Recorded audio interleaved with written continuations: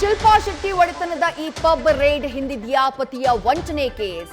ಪತಿ ರಾಜ್ ಕುಂದ್ರಾ ಮೇಲಿನ ಪ್ರಕರಣಕ್ಕೂ ಈ ರೇಡ್ಗೂ ಲಿಂಕ್ ಇದೆಯಾ? ಮುಂಬೈ ಮೂಲದ ಉದ್ಯಮಿಯೊಬ್ಬರಿಗೆ 60 ಕೋಟಿ ರೂಪಾಯಿ ವಂಚನೆ ಮಾಡಿರುವಂತಹ ಆರೋಪ ಕೇಳಿಬಂದಿತ್ತು. ಶಿಲ್ಪಾ ಶೆಟ್ಟಿ ಹಾಗೆ ಪತಿ ರಾಜ್ ಕುಂದ್ರಾ ವಿರುದ್ಧ ಕೇಳಿಬಂದಿದ್ದಂತಹ ಆರೋಪ ಇದು. ಇದೇ ಪ್ರಕರಣದ ಮುಂದುವರಿದ ಭಾಗನ ಈ ಐಟಿ ದಾಳಿ ಅನ್ನುವಂಥ ಪ್ರಶ್ನೆ ಮೂಡ್ತಾ ಇದೆ.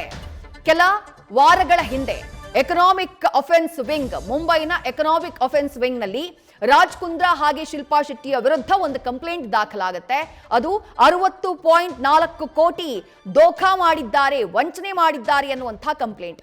ಆ ಕಂಪ್ಲೇಂಟ್ ಅನ್ನ ಕೊಟ್ಟಿದ್ದು ದೀಪಕ್ ಕೊಠಾರಿ ಅನ್ನುವಂಥ ಒಬ್ಬ ಬಿಸ್ನೆಸ್ ಮ್ಯಾನ್. ಈ ಹಿಂದೆ ಕಾರ್ಯಾಚರಣೆಯಲ್ಲಿದ್ದಂಥ ರಾಜ್ ಕುಂದ್ರಾ ಒಡೆತನದ ಸಂಸ್ಥೆ, ಈಗ ಅದು ಅಸ್ತಿತ್ವದಲ್ಲಿಲ್ಲ, best deal TV private limited, ಈ ಕಂಪನಿಯನ್ನ ವಿಸ್ತರಣೆ ಮಾಡ್ತೀವಿ, ಎಕ್ಸ್ಪ್ಯಾನ್ಷನ್ ಮಾಡ್ತೀವಿ ಅಂತ ಹೇಳಿ ಈ ದೀಪಕ್ ಕೊಠಾರಿ ಕೈನಿಂದ 2015ರಿಂದ 2023ರವರೆಗೆ ಸುಮಾರು 60 ಕೋಟಿ ರೂಪಾಯಿ ಹಣವನ್ನ ಇನ್ವೆಸ್ಟ್ ಮಾಡಿಸಿಕೊಂಡಿದ್ದಂತೆ ಶಿಲ್ಪಾ ಶೆಟ್ಟಿ ಹಾಗೆ ರಾಜ್ ಕುಂದ್ರಾ. ಆದ್ರೆ ಅದಾದಂತಹ ನಂತರದಲ್ಲಿ ಆ ಹಣವನ್ನ ತಮ್ಮ ವೈಯಕ್ತಿಕ ಕೆಲಸಗಳಿಗಾಗಿ, ತಮ್ಮ ವೈಯಕ್ತಿಕ ವಿಚಾರಕ್ಕಾಗಿ ಬಳಕೆ ಮಾಡಿಕೊಂಡಿದ್ದಾರೆ ಅನ್ನೋದು ಕೆಲ ವಾರಗಳ ಹಿಂದೆ ದೀಪಕ್ ಕೊಠಾರಿ ಕೊಟ್ಟಂತಹ ಕಂಪ್ಲೇಂಟ್.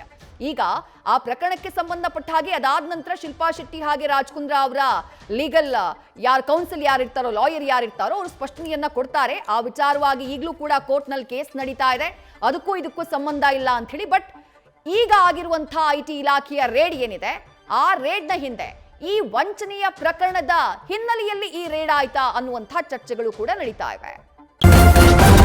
ನ್ಯೂಸ್ ಫಸ್ಟ್, ನಿರ್ಭೀತಿಯಿಂದ ನಿಮ್ಮ ಪರವಾಗಿ.